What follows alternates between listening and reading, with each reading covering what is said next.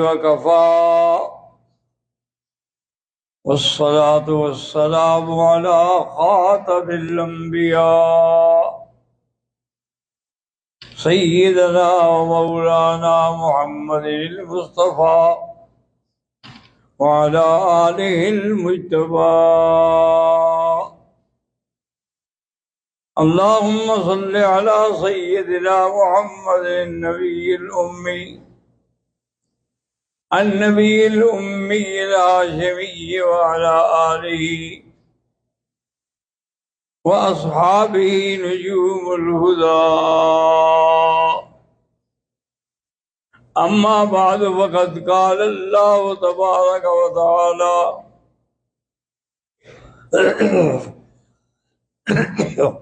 في القرآن المجيد والفرقان الحميد: أعوذ بالله من الشيطان الرجيم. بسم الله الرحمن الرحيم. لقد صدق الله رسوله الرؤيا بالحق لتدخلن المسجد الحرام إن شاء الله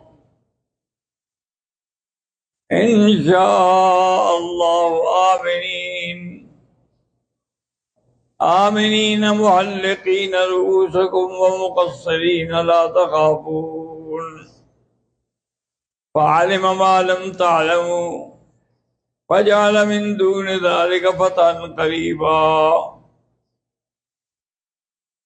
قال النبي صلى الله عليه وسلم: الحاج والعمار وفد الله إن دعوه أجابهم وإن استغفروا غفر لهم. صدق الله العلي العظيم وصدق رسوله النبي الكريم ونحن على ذلك لمن الشاهدين ومن الشاكرين والحمد لله رب العالمين. برادران اسلام، سیدنا عثمان رضی اللہ تعالیٰ عنہ کے حالات میں دو حصے ہیں. ایک پہلا حصہ تو یہ ہے کہ حضور پاک نے خواب دیکھا، اور انبیاء کا خواب جو ہے وہ بالکل حق ہوتا ہے. ایک بات یاد رکھیں کہ ہر نیک آدمی کا خواب کبھی سچا ہوتا ہے، کبھی سچا نہیں ہوتا، لیکن پیغمبر کا خواب جو ہے وہ بالکل حق ہوتا ہے، وحی ہوتی ہے، کیونکہ پیغمبر کا خواب وحی کے برابر ہے. جیسے کہ حضرت ابراہیم علیہ السلام نے اپنے بیٹے سے فرمایا تھا: فلما بلغ معه السعي قال يا بني إني أرى في المنام أني أذبحك فانظر كيف ترى. انہوں نے کہا کہ بیٹا، میں نے خواب دیکھا ہے کہ میں تمہیں خواب میں ذبح کر رہا ہوں. اب اس کی تعبیر تب صحیح ہوگی جب تم اس کا حصہ بنو گے. اب تم کیا کہتے ہو؟ قال یا ابت افعل ما تؤمر. بیٹا بھی تو پھر اسماعیل تھا، انہوں نے کہا ابا جان جو اللہ کا حکم ہے، کیونکہ وہ سمجھ گئے کہ نبی کا خواب ہے، اور نبی کا خواب جو ہے وہ وحی ہوتی ہے، اللہ کا حکم ہوتا ہے. ستجدنی انشاءاللہ من الصابرین. انشاءاللہ مجھے آپ صبر کرنے والوں میں پائیں گے. تو اسی طرح سیدنا عثمان رضی اللہ تعالی عنہ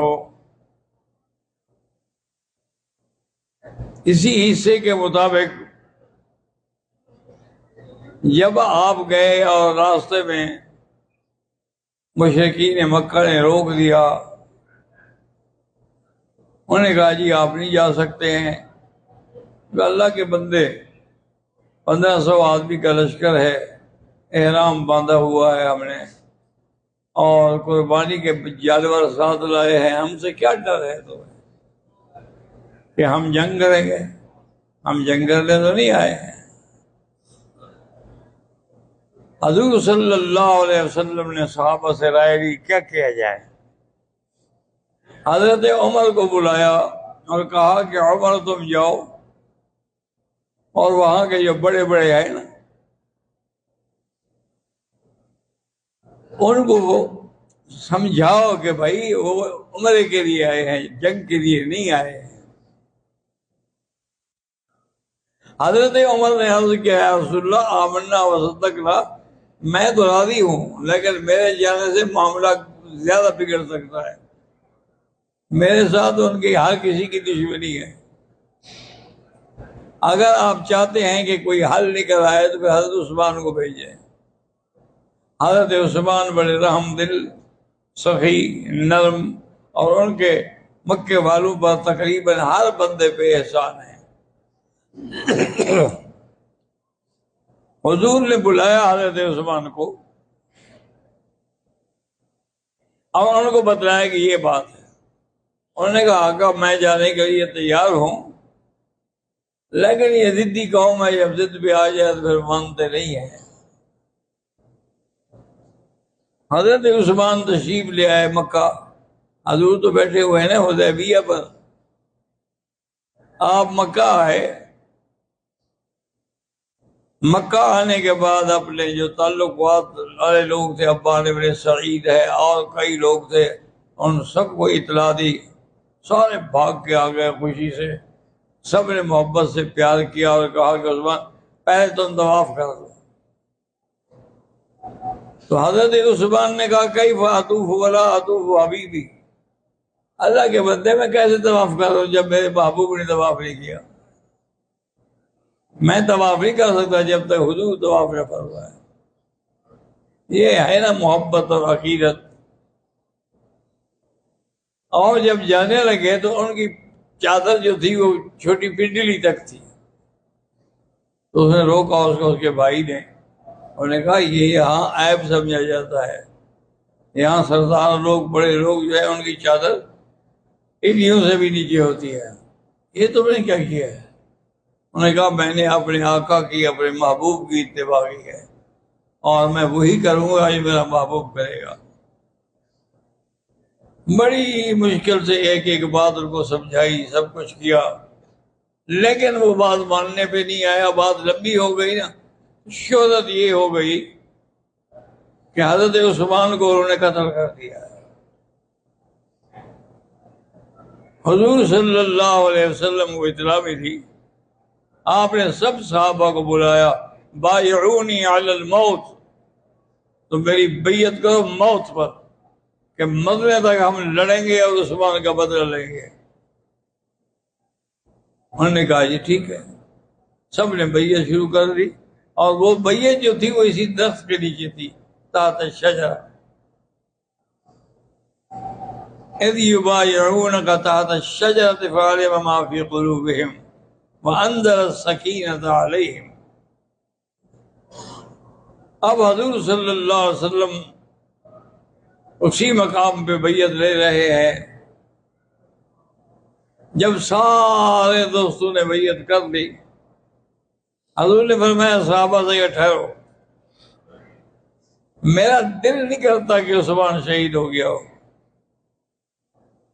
عثمان زندہ ہے، آؤ ایسا کرتے ہیں کہ میں عثمان کی طرف سے بیعت کرتا ہوں تاکہ یہ موقع نہ رہ جائے۔ تو حضور پاک نے ہاتھ رکھا اور فرمایا ہذہ یدی وہذا ید عثمان، یہ میرا ہاتھ ہے، یہ میرے عثمان کا ہاتھ ہے۔ اور اس کے بعد آپ نے وہی الفاظ کہے جو بیعت کے الفاظ تھے، اور اسی اثنا میں تھوڑی دیر گزری کہ حضرت عثمان بھی آ گئے۔ انہوں نے کہا یا رسول اللہ کیا بات، کس کی بیعت؟ انہوں نے سنا تھا کہ آپ کو انہوں نے قتل کر دیا۔ انہوں نے کہا حضرت مجھے وہ قتل نہیں کر سکتے، لیکن یہ الگ بات ہے کہ وہ میری بات ہی مانتے ہیں، کیونکہ میں نے ان کے بڑے بڑوں سے بات کی ہے، لیکن وہ ماننے کے لیے تیار نہیں. اب جناب یہ ہوا، ہم نے پوچھا کہ عثمان تم نے کیا معذور؟ نے کہا بھائی آپ کے پاس وفد بھیجیں گے، ان سے آپ بات کریں پیار سے، ہو سکتا ہے بات بن جائے. تو وہاں سے اور مسعود آئے، انہوں نے آ کے بات کی. حضور پاک نے فرمایا اللہ کے بندے یہ دیکھو سارے صحابہ احرام باندھے ہوئے ہیں اور یہ ساری قربانی کی بکریاں ہیں، تو ہم کوئی جدال یا جنگ کرنے کے لیے آئے ہیں؟ انہوں نے کہا جی یہ بات تو خیر ٹھیک ہے لیکن ہم نہیں مانتے کہ 1500 کا لشکر بغیر اجازت کیا ہے. کس کی اجازت؟ ہم تو عمرے کے لیے آ رہے ہیں، اجازت کیا میں جنگ لڑنی تھی؟ انہوں نے کہا جی نہیں ہم اجازت نہیں دے سکتے. اسی طرح ایک اور آیا، پھر اور آیا، پھر اور آیا. حضور نے فرمایا کہ دیکھو سلو تو ہو سکتی ہے لیکن انہوں نے کہا حضرت سلو ہوگی لیکن ان شرائط پر جو ہمارے ہیں.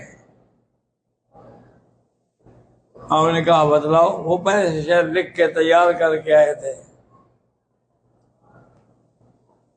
انہوں نے کہا حضور ایک تو ہماری شرط یہ ہوگی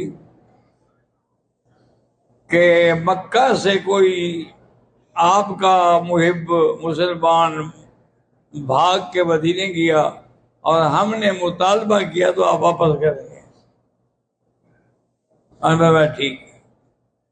اور اگر ہمارا کوئی آدمی بھاگ کر مدینے پہنچے اور ہم مانگیں تو آپ انکار نہیں کریں گے. ہم نے کہا ٹھیک ہے.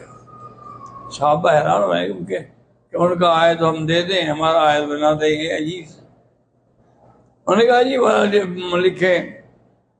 حضور نے فرمایا بھائی لکھو. حضرت علی کاتب تھے. هذا ما قاضى محمد رسول اللہ وبین سہل بن عمرو. اور یہ نہ کرو، اگر ہم آپ کو رسول اللہ مانتے تو جھگڑا کس بات کا تھا؟ پھر سلو کس سے ہو رہی ہے ہماری؟ آپ تو اپنے نام سے لکھیں گے هذا ما قاضى محمد ابن عبد اللہ، رسول اللہ نہ لکھیں. اسی سے تو ہمیں چڑھ ہے. حضور نے پھر لکھو. نے کہا یا رسول اللہ میں آپ کا نام کاٹ دوں. حضور نے فرمایا میرا حکم ہے، میں کہہ رہا ہوں. کہاں لکھو؟ تو حضور نے اپنے نام پر خود انگلی سے نشان پھیرا. اور نے کہا یہ اس کے بعد لکھیں کہ یہ جو سلو ہے 10 سال کے لیے ہے. انہوں نے لکھا کہ 10 سال کے لیے. انہوں نے کہا یہ سلو جو ہے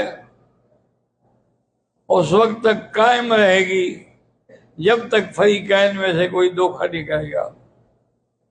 حضور صلی اللہ علیہ وسلم ساری شرطیں قبول کر لیں. صحابہ حیران ہو رہے ہیں. انہوں نے کہا یا رسول اللہ جو بھی وہ کہتے ہیں آپ مان لیتے ہیں، تمام شرائط آپ نے ان کے قبول کر لی ہے، یہ کوئی اچھی بات تو نہیں ہے، کوئی ہماری بھی تو مانی جائے نا. اسی اسنا میں وہ سہیل جو آیا تھا نا سلو کے لیے، یہ عربوں کی عادت تھی کہ بڑے آدمی کی داڑھی کو ہاتھ لگاتے ہیں، اللہ خلیق اللہ خلیق، داڑھی کو ہاتھ لگا. اب بھی کرتے ہیں. ابھی اس نے ایسے ہاتھ لگایا تو حضرت عمر ایسے شاہین کی طرف ہم نے کہا گردن کاٹ دو. میرے نبی کے پلید ہاتھ داڑھی کو لگاتے ہو، تمہیں شرم نہیں آتی؟ آئندہ اگر تیرا ہاتھ آگے بڑھا نا تو تیری گردن انشاءاللہ حدیبیہ پڑی ہوگی. اس کے بعد پھر خاموشی چھا گئی. سب نے تیاری پکڑ لی. طے ہو گیا ابھی تو واپس جائیں گے نا. اب حضور نے حکم دیا ابھی اپنے اپنے جانور ذبح کرو. چپ بھائی، سر جانور ذبح کرو، سر بڑھاؤ. چپ. حضور بی بی سلمہ کے گھر خیمے میں تشریف لائے بیوی کے پاس. کیا ہو گیا صاحب کو؟ میں جو بھی کہتا ہوں چپ. میرے حکم کی تعمیل کیوں نہیں ہو رہی؟ اور نے کہا حضور صحابہ کبھی انکار نہیں کر سکتے، آپ توجہ کریں، آپ جائیں پہلے اپنا جانور ذبح کریں، اس کے بعد اپنا سر مڑائیں، پھر کچھ نہ کہیں۔